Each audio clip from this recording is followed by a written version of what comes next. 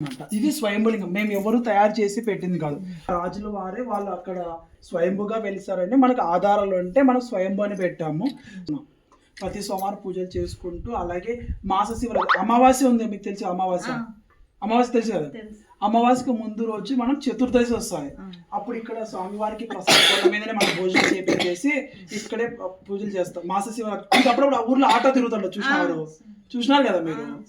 So అట్లా ఈ రోజు ఏంటంటే పైన పని చేపిస్తున్నాడు. వాన పడినప్పుడల్లా మన వానలు పడి కాలిపోయిందా, మళ్ళీ బెల్లం అదంతా వేసి అట్లనే చేయాల్సి వస్తుంది. ఇదంతా తెచ్చుకున్నాం, అరటి పండ్లు నిదానంగా చేసుకుంటూ కొండకలుగా పానం అయిపోతుంది. సో అట్లా చేసుకుంటా మళ్ళీ వచ్చేస్తున్నాంట. సో ఇట్లా స్వామివారికి మేము పూజలు చేసుకుంటూ ఈ గుడిని ఇట్లా మొన్ననే వేయించాం కార్తీక మాసంకి. ఇది రేపు ఆ రోజంతా కూడా వేయించేద్దాం రండి బండలు. అలా ఇది స్వామివారి ఇక్కడ